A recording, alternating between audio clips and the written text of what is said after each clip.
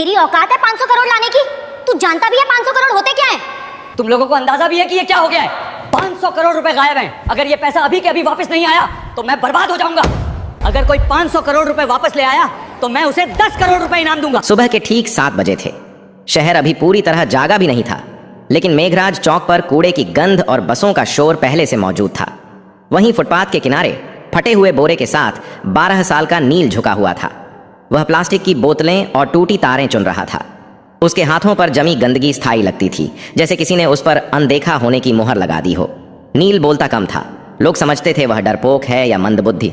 सच्चाई यह थी कि वह सुनता बहुत था। बातें, आवाजें मशीनों की। जब लोग बोलते थे वह शब्द पकड़ता था। जब मशीनें चलती थीं वह पैटर्न पकड़ता था। ठीक उसके सामने शहर का सबसे बड़ा निजी बैंक खड़ा था। शीशे की ऊंची इमारत। हर सुबह काली गाड़ियों से सूट पहने लोग उतरते, मोबाइल पर चिल्लाते हुए अंदर जाते। नील को अंदर जाने की इजाजत कभी नहीं मिली थी। गार्ड हर बार एक ही शब्द कहता था, भाग यहां से। नील मुस्कुरा देता था और फिर कूड़े में झुक जाता था। उसी बैंक की दीवार से सटा एक पुराना ट्रांसफार्मर बॉक्स था। नील अक्सर उसके पास बैठकर सूखी रोटी खाता था। उसे वहां से एक अजीब सी भनभनाहट सुनाई देती थी। बाकी लोगों के लिए वह शोर था, नील के लिए भाषा। उस दिन दोपहर को माहौल बदला हुआ था। बैंक के अंदर अचानक अफरा तफरी मच गई। कर्मचारी अपनी सीटों से उठ खड़े हुए। मैनेजर्स के चेहरे पीले पड़ गए। एक के बाद एक फोन बजने लगे। ऊपर की मंजिल पर बोर्डरूम में चीख सुनाई दी, 500 करोड़ गायब हो गए हैं। यह कोई अफवाह नहीं थी। बैंक के मेन सर्वर से 500 करोड़ गायब हो गए हैं। करोड़ रुपए ऑनलाइन ट्रांसफर हो चुके थे।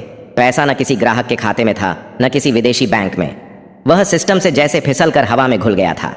आईटी टीम दौड़ पड़ी। सर्वर लॉग्स खोले गए, फायरवॉल चेक हुए, साइबर सिक्योरिटी एक्सपर्ट्स को कॉल गया, पुलिस को सूचना दी गई। हर मिनट के साथ बैंक की साख डूब रही थी। बाहर फुटपाथ पर बैठा नील यह सब देख रहा था। उसे कुछ अजीब लगा। बैंक के बैकअप सर्वर की एग्जॉस्ट फैन की आवाज बदली हुई थी। वह लय में नहीं चल रही थी। बीच बीच में एक हल्का सा ठहराव था, जैसे कोई सांस रोक रहा हो। नील उठ खड़ा हुआ।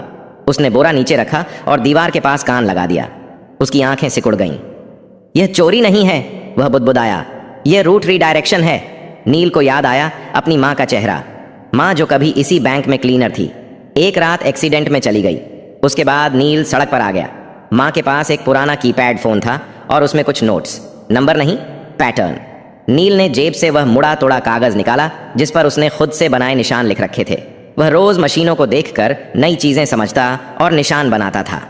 बैंक के अंदर घबराहट बढ़ रही थी। बाहर एक कूड़ा बिनने वाला लड़का खड़ा था, जिसकी नजरें शीशे के पार सर्वर रूम की दीवारों के आर पार देख रही थीं। नील ने गहरी सांस ली। अगर अब नहीं बताया, उसने खुद से कहा।